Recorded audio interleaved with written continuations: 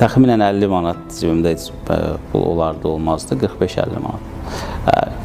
Gəldim Bakı şəhərinə. Mənim ümumiyyətlə xəyalımda həmişədən var idi ki, yəni öz biznesim olsun, öz işim olsun. Biznes qurmaq üçün gərək belə deyək də biz o işi görək ki, təcrübəni orada qazanaq. Kimsə bizə deməyəcək ki, gəl bu işi verim sənə, bunu icra elə, batır, sonra gör ki, alınmadı, təzədən başqasını eləyərsən. Belə deyək də, mən o biznesdə bərabər böyümüşəm də, yəni nə o məndən qabağa getməyib, nə də mən onu. Bir yerdə öyrənə-öyrənə böyümüşük. Cavanşir Bağırov, Gədəbəy rayonunun Çaldaş kəndində anadan olmuşam və orta məktəb orada getmişəm və 96-cı ildən şahmatla məşğul olmağa başlamışam və müəyyən nəticələr göstərdikdən sonra valideynləri məni Gəncə şəhərinə gətirməyi uyğun biliblər, daha da inkişaf etmək üçün və Gəncə şəhərində şahmatla məşğul olmuşam.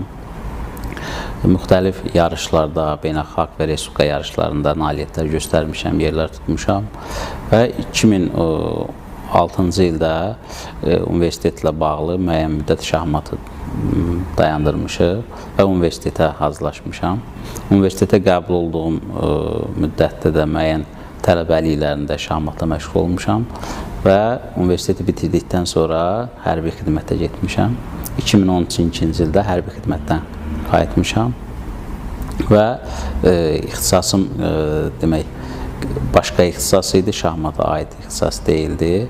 Amma buna baxmayaraq mən şahmatla məşğul olmağı seçdim, çünki bu işə daha çox həvəsim var idi. Və ilk iş yerim Gəncə şəhərinə yaxın olan Samux rayonunda demək şahmat məktəbində işə düzəlmişəm və bir tədris ilə orada müəllim kimi fəaliyyət göstərmişəm. Demək, maaş çox aşağı idi, belə deyək də 200 manat təqribən bir məbləğdə maaş alırdım və mən gördüm ki, bu heç gündəlik tələbatları belə ancaq ödəyir. Yəni, inkişaf etmək mümkün deyil. Və mənim ümumiyyətlə xəyalımda həmişədən var idi ki, yəni öz biznesim olsun, öz işim olsun. Çünki tələbəlik illərində bizdə universitetdə müəyyən kurslar keçirdilər.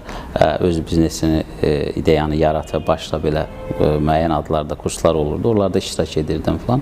Ümumiyyətlə bu işlərə marağım var idi ki, özüm nəyisə sıfırdan qurum, yaradım. Və artıq 2013-cü ildə mən düşündüm ki, yəni bu 200 manatla 1 il, 2 il, 3 il bu axırı bir uğurlu bir yerə gedib çıxmayacaq. Qərara gəldim ki, mən yəni işdən